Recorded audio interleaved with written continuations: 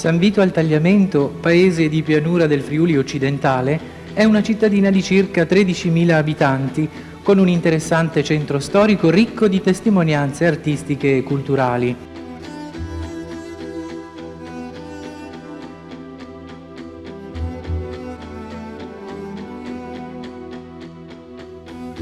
Presente come insediamento abitativo fin dai tempi più remoti, lega la sua storia al fiume Tagliamento, da cui prende il nome.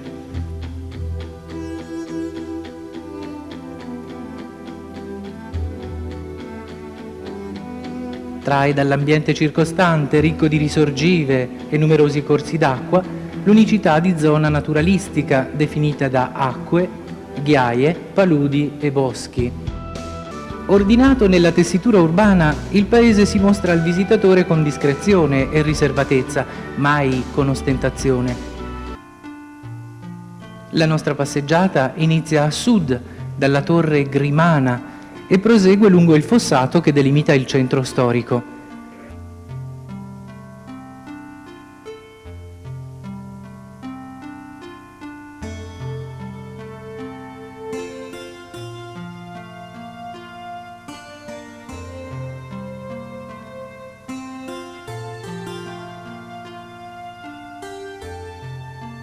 Arriviamo alla torre Scaramuccia, a nord della quale, seguendo il fossato, si trova il monastero della Visitazione del XVIII secolo.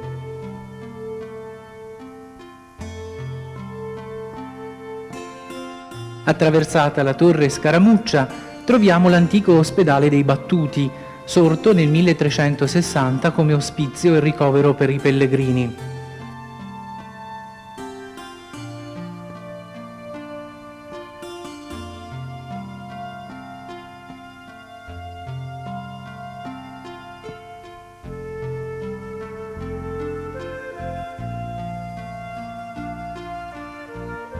Offre alla vista di chi si inoltra attraverso gli ampi saloni e le volte suggestive pitture e decorazioni. Un piccolo tesoro d'arte e storia da cui riaffiora anche lo stemma più antico di San Vito.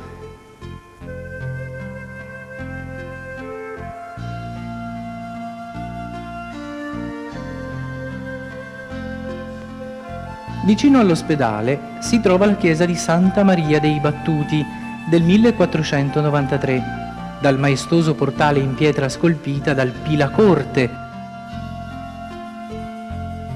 dall'interessante ciclo di affreschi di Pomponio Amalteo,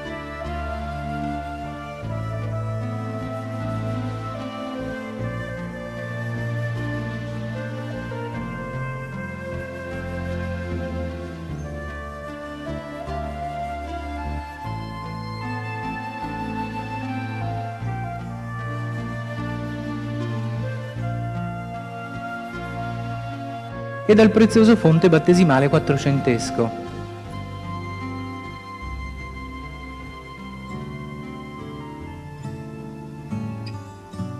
Proseguendo verso il centro, portici e palazzi fanno da cornice alla bella piazza, ampia e di impostazione veneta, dove svetta l'alto campanile del 1470 accanto al Duomo settecentesco, fatto costruire sulle fondamenta del precedente dall'ultimo patriarca Daniele Delfino ed impreziosito con dipinti ed opere d'arte di artisti friulani e veneti come Francesco Zugno, Gaspare Diziani e Pomponio Amalteo.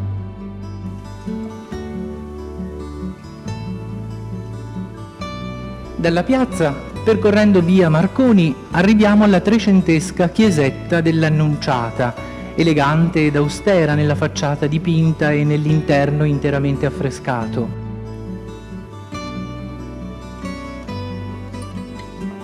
Ci troviamo in Borgo Castello, dove possiamo vedere i resti delle antiche mura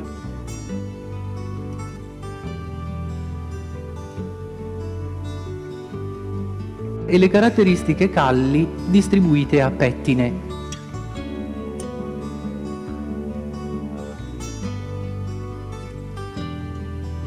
Tornando in piazza, si nota che il passaggio all'età moderna lascia un raffinato segno sulle facciate dei palazzi, sapientemente dipinte e decorate. Le antiche dimore appartenute alla nobiltà sanvitese in parte sono state acquisite e restaurate da enti pubblici. Palazzo Altan Rota del XV secolo, con annesso l'ampio parco, è oggi la residenza municipale.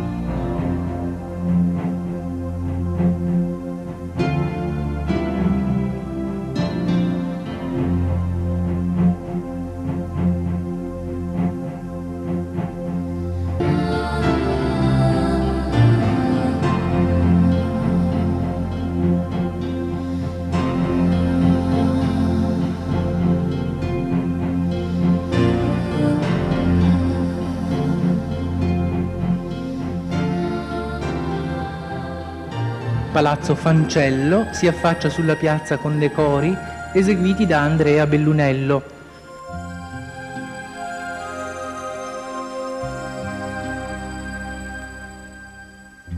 La loggia comunale evoca un'antica municipalità e passate stagioni teatrali.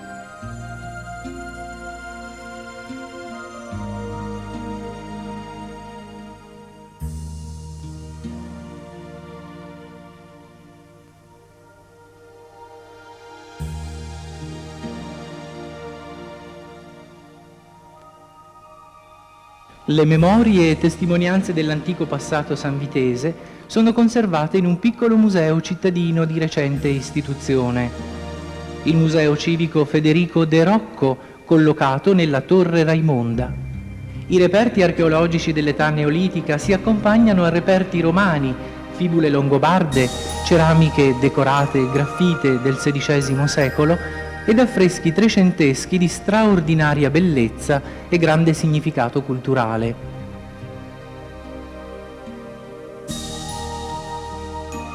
Poco distante, in via Amalteo, accanto all'ex convento dei Padri Domenicani, oggi sede della Biblioteca Civica, sorge la chiesa di San Lorenzo, eretta nel 1479 per volontà di Matteo Altan. Al suo interno si possono ammirare un San Vincenzo Ferreri, interessante affresco di Andrea Bellunello del 1481, un Vesperbild, statue lignee e pale di altare di autori locali, poste su altari marmorei di preziosa fattura.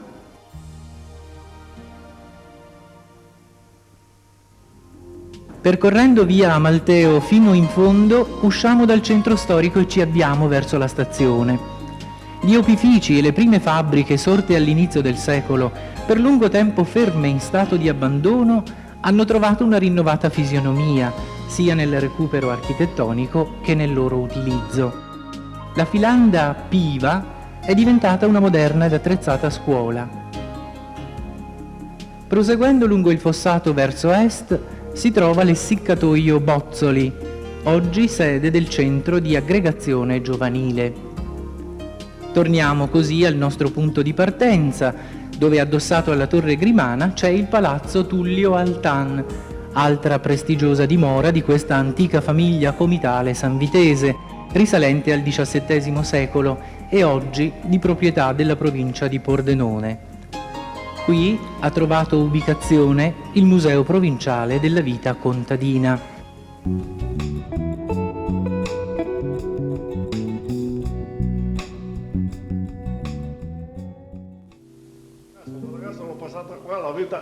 Io ho cominciato sempre a lavorare qua e abbiamo lavorato fino adesso è sempre quella la storia, capisci? Non ho cambiato, non ho fatto una cosa, come si dice, che ha fatto delle evoluzioni, delle cose. Io sono nato qua e da qua l'osteria l'aveva mio nonno, dopo l'ha avuta mio padre e adesso l'ho io, è sempre la stessa osteria.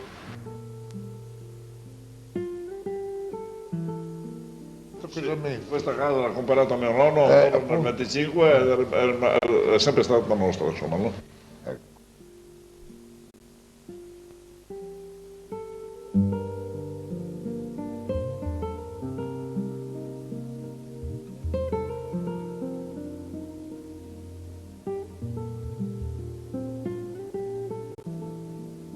Il bestiame là avanti c'era il mercato era il venerdì. Sì. Il mercato del bestiame, c'erano a quei tempi, c'erano i maiali.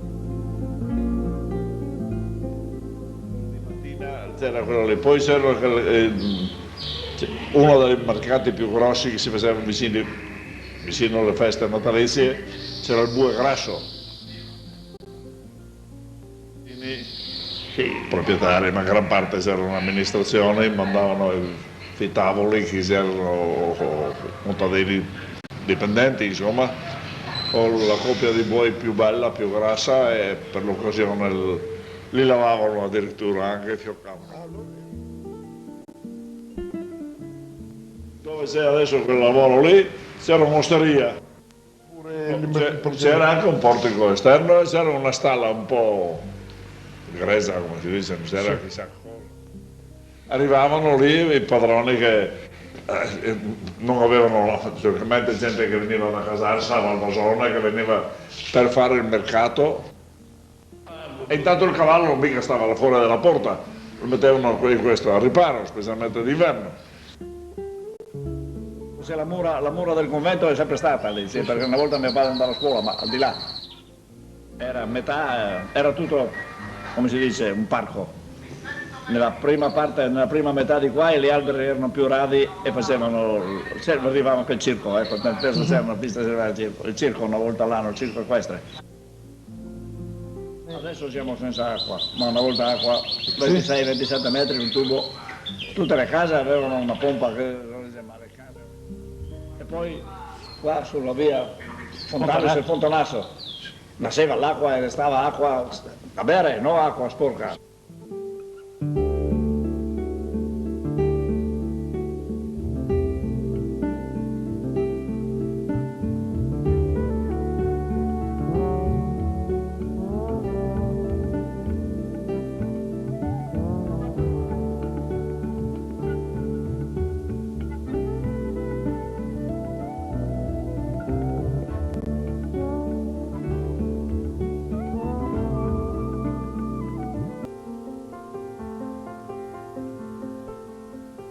Borgo Fabri è sempre stato uno dei borghi privilegiati del comune di San Vito. Perché?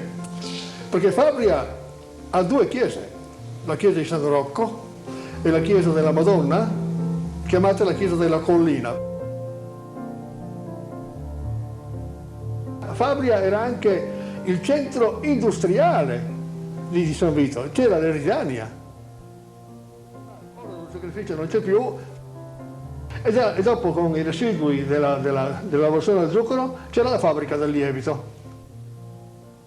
Dove c'era la fabbrica del lievito adesso è un grande deposito del Pesotar.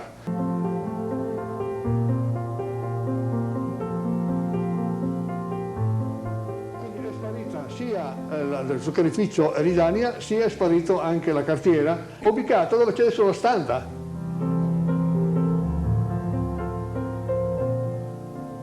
E dopo c'era la falegnameria di Capelan, di Girardi, si è anche incendiata, poi l'hanno ricostruita.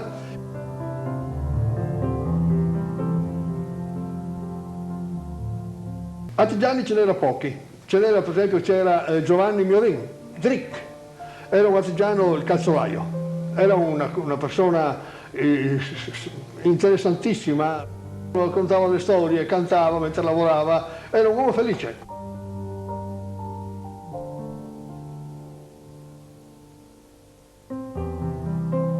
Ecco, generalmente tutte le case avevano minimo 2 piani o 3 piani, perché non c'è mai in Friuli, anche noi da noi, non si usava mai avere un piano solo giorno e notte, non si usava.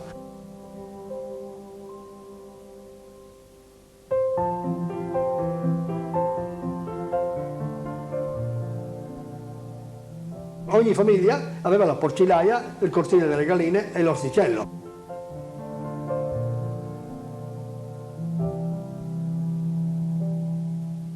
la ferrovia staccava Fabria. La ferrovia c'era, quella volta c'erano i cancelli, non c'erano le sbarre, era chiusa, Fabria era chiusa. Quindi Fabria e dopo anche la socialità, tutto quanto si verificava attorno alla chiesa di San Rocco.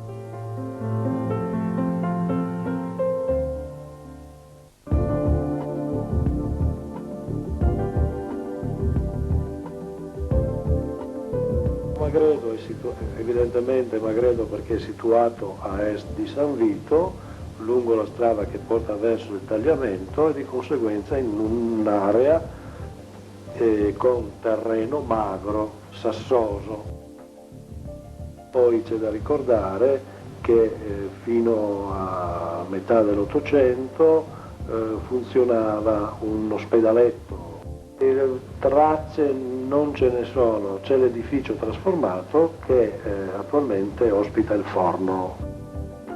No, ci sono più aspetti urbanistici in questa via, perché non dimentichiamoci che ci sono dei palazzi importanti, al di là di Palazzo Gattorno, che è un palazzo abbastanza recente, ma ci sono all'inizio proprio c'è Palazzo Zuccheri.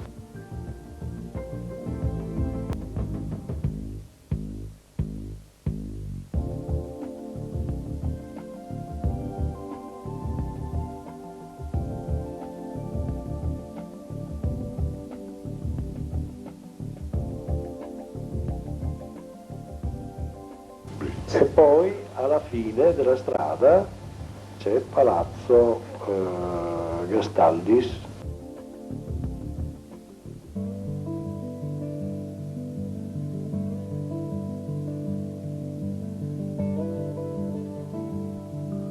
Il borgo italiano prende il nome da l'Interis Italiano o Italiano Furlano, un capitano di Ventura che già nel 1422 era al servizio degli Sforza. E il borgo italiano porta il nome di via Patriarcato. Perché? Perché il nesso è conseguente al fatto che lungo il fossato storico, all'interno delle mura, c'erano i broli del patriarca di Aquileia e dove attualmente ci sono le scuole elementari c'era il palazzo, il vero e proprio palazzo patriarcale.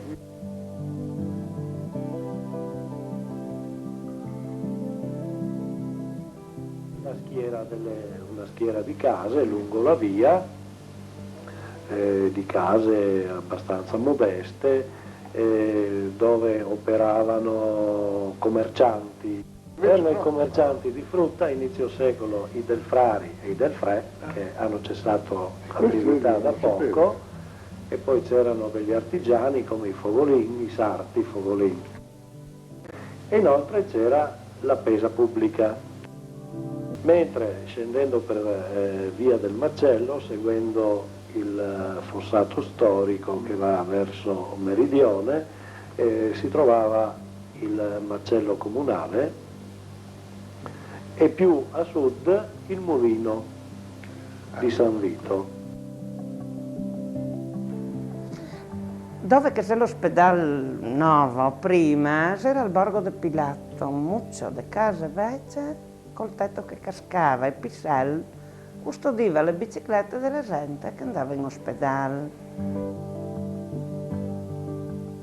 Al posto del liceo che c'era la filanda, l'ha messa a posto, e i fioi in studia dove che una volta le femmine le lavorava.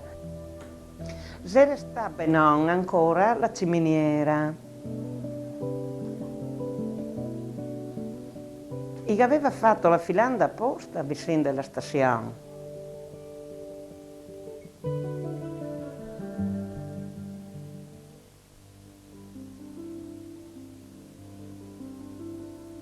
Borgo Castello è la parte più interessante del centro storico di San Vito al Tagliamento. Perché in realtà il pesce che arrivava a San Vito nella pescheria veniva con le biciclette da Caole alla pescheria di San Vito. Hanno distrutto anche la pescheria a causa di che non c'era più commercio. Ecco.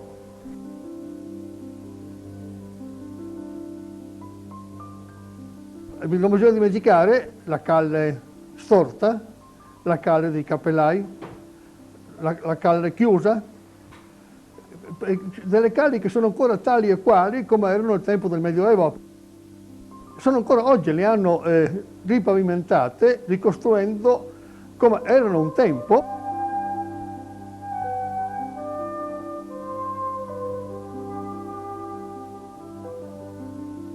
Al centro del borgo c'è una chiesetta, la chiesetta dell'Annunziata, che è la chiesetta più antica di San Vito.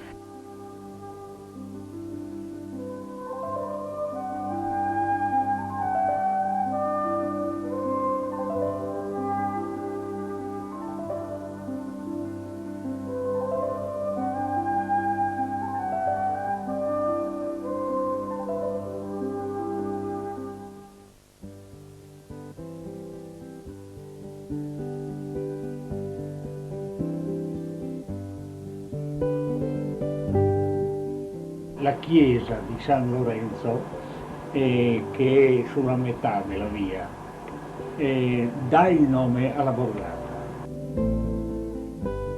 Più avanti, dalla parte dell'ingresso della chiesa, nell'interno si trovavano le scuole di avviamento professionale che si chiamavano scuole tecniche.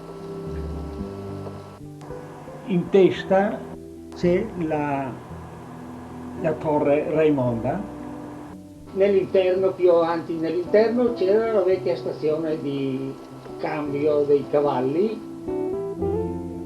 Davanti alla chiesa, sotto i portici, c'era il zoccolaio, quello che faceva i zoccoli in genere, le dalmine.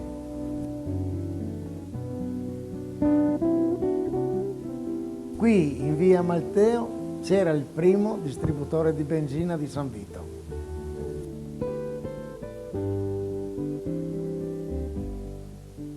E davanti alla Villa Pascati non esisteva nessun caseggiato.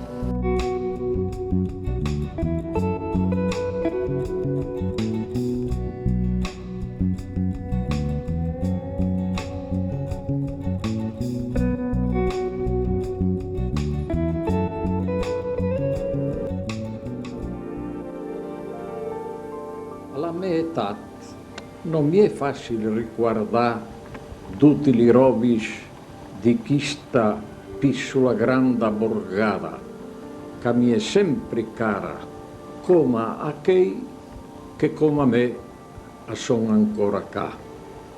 Ricordi che non possono mai morire finché si tira il flap. Con tanto amore ricordi la gente anziana sempre allegra e contenta, nonostante i tanti sacrifici che faceva.